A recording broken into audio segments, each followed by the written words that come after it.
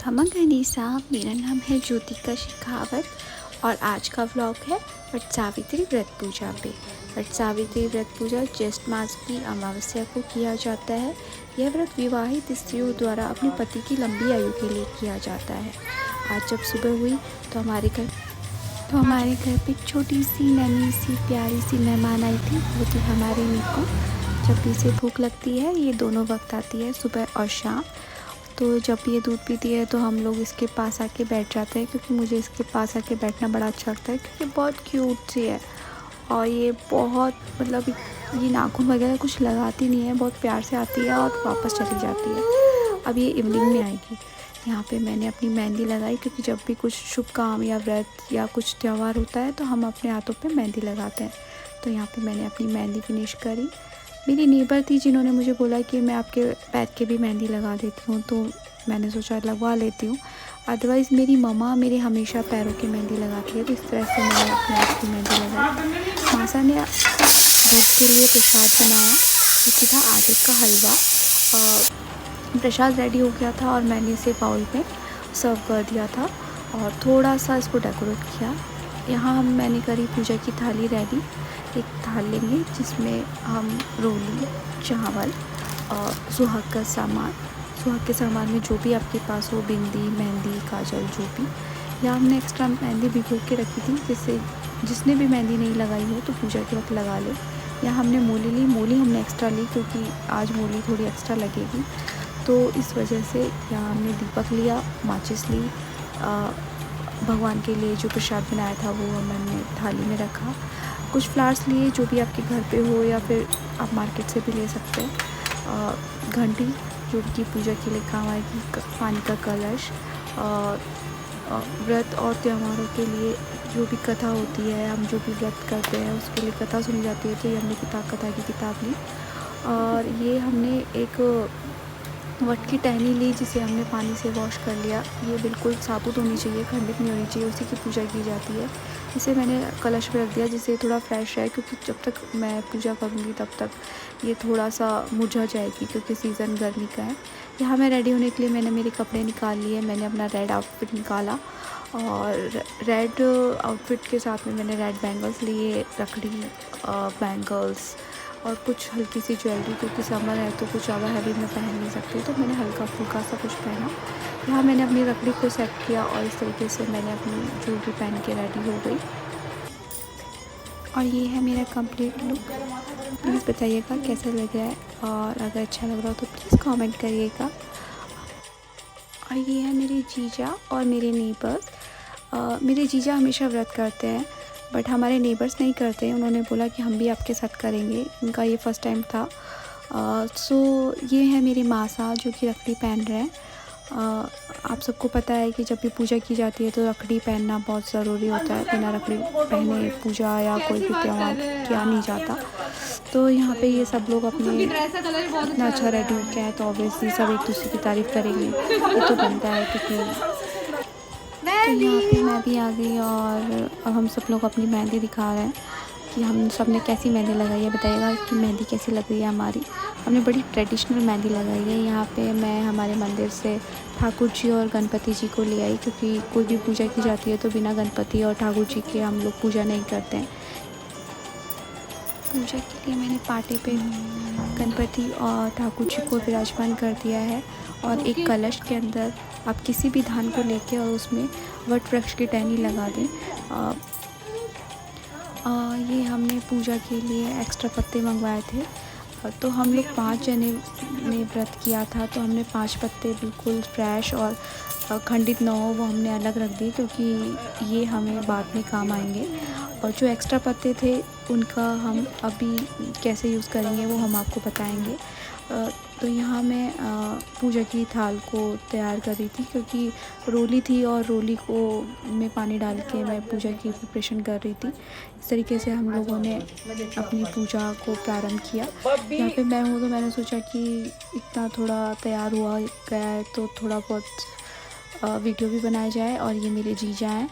I know आप लोग mostly लोग जानते होंगे, क्योंकि हम लोगों का फेस बहुत मैच होता है। यहाँ पे जीजा ने वट वृक्ष के आभूषण बनाना शुरू कर दिए। ये आभूषण वट वृक्ष के पत्तों के द्वारा बनाया जाता है। वैसे मोस्टली बहुत बड़े बड़े और छोटे छोटे आप अपने अकॉर्डिंग बना सकते हो, आपको जिस तरीके से भी पहनना है। ये आभूषण सब लोग मिलके बनाते हैं, क्योंकि सब लोग जितने भी गहने पहनते हैं उसमें ये आभूषणों को बांधा जाता है और ये साल भर तक रखा जाता है। तो यहाँ पे माँ से सबको कट करके दे रहे थे और सब लोग गहने बना रहे थे। और यू नो कि गर्ल्स और लेडीज़ की कितनी बातें होती हैं, तो इस तरीके से साथ बैठ के पूजा करने का एक अपना अलग मज़ा होता है। यहाँ पे जीजा ने अपने छड़ पे अपना ज्वेलरी पहनना स्टार्ट कर दिया। इस तरीके से आप मोली में या सूट में किसी में भी ज्वेलरी को बना सकते हैं। और यहाँ पे मासा अपने इयररिंग्स में ये जो वट वृक्ष की ज्वेलरी है उसे पहन रहे हैं। यहाँ पे मैंने जीजा को रखड़ी में ये गहना पहनाया, क्योंकि कुछ जगह होती है कि हम खुद से पहन नहीं पाते हैं, तो फिर हम लोग एक दूसरे की हेल्प करके एक दूसरे को पहना देते हैं। इस तरीके से ये त्यौहार बड़ा अच्छा और स्पेशल फील करवाता है। यहाँ पे मासा ने पूजा को शुरू कर दिया था। सबसे पहले गजानन जी की पूजा प्रारंभ हुई, क्योंकि सबसे पहले उन्हीं की पूजा की जाती है। तो मासा ने रोली लगा के गणपति की पूजा शुरू करी, फिर ठाकुर जी की पूजा करी, चावल लगाए गए।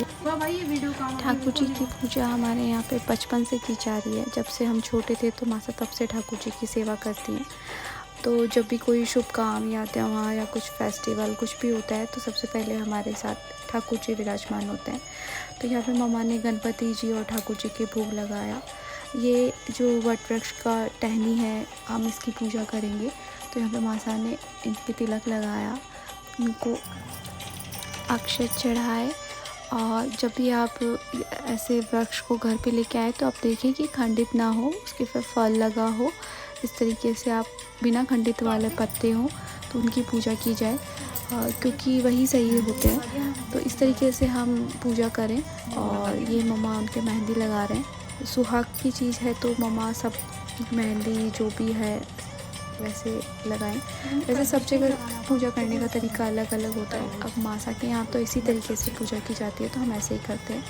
तो ये है वाटरमेलन, क्योंकि आज सोमवती मावस भी है। वट वृक्ष की पूजा के अलावा सोमवती मावस है, तो उस दिन मम्मा बोलते हैं कि कुछ ना कुछ सीजनेबल फ्रूट हम मेनसते हैं, मतलब दान में देते हैं या मंदिर में चढ़ावा देते हैं। इसके बाद में हम सब लोगों ने मिलकर वट वृक्ष की पूजा करी, उनके ऊपर रोली अक्षत चढ़ाए। यहाँ पे सबने एक दूसरे के तिलक लगा के पूजा को प्रारंभ किया। ये मेरे नेबर्स ने सबके तिलक लगाया, मासा के तिलक लगाया। और यहाँ पे मैंने कहानी सुनाना प्रारंभ किया। बट सावित्री व्रत की कहानी सुनाते वक्त हमें 13 आँखें लेनी चाहिए। आँखें मतलब जो भी धाम है उसकी आँखें लेके अपने राइट हैंड में रखें और इन आँखों से कहानी सुनते वक्त पूजा की जाती है। इसके बाद में जो हमने 5 पत्ते अलग रखे थे, सबने एक एक पत्ता ले लिया और इस पत्ते पे 7 बार पानी पिलाया जाता है, जिसमें पूछा जाता है कि आप पानी से पेट भर गया। तो जो पानी पी रहा है वो बोलता है पानी से तो पेट भर गया, बट सुहाग से पेट नहीं भरा। इस तरीके से मैंने जीजा को पानी पिलाया और इस तरीके से मासा को पिलाया और मासा से पूछा सेम क्वेश्चन। ये क्वेश्चन 7 बार पूछा जाता है, मतलब ये पानी वाला जो है पत्ते में पिया जाता है वो 7 बार किया जाता है। बाद में इन पत्तों के ऊपर अपने पतिदेव का नेम लिख के उस पर अक्षत लगा के उसे मोली से बांध के अपने जिसे भी जगह जैसे अलमीरा या जो भी आप जहाँ रखना चाहें वहाँ सेफली रख सकते हैं। यहाँ हमने परिक्रमा लगाई, जितने आँखें थे, मतलब हमने 13 आँखें लिए थे तो हमने 13 परिक्रमा लगाई। वैसे कई कई जगह ये 108 परिक्रमा भी लगाई जाती है, बट 13 भी लगा सकते हैं। सबका अपना अपना है कि आप कितनी लगा सकते हो। ये व्रत भक्ति, समर्पण और पति पत्नी के अटूट बंधन का प्रतीक है, क्योंकि इस दिन सावित्री जी ने अपने पति सत्यवान को मृत्यु के बंधन से मुक्त कराया था, इसलिए इस व्रत को सावित्री के नाम से जोड़ा जाता है। फिर हमने सूर्य भगवान को अर्घ देके सभी बड़ों का आशीर्वाद लिया। आई होप आपको मेरा व्लॉग पसंद आया होगा।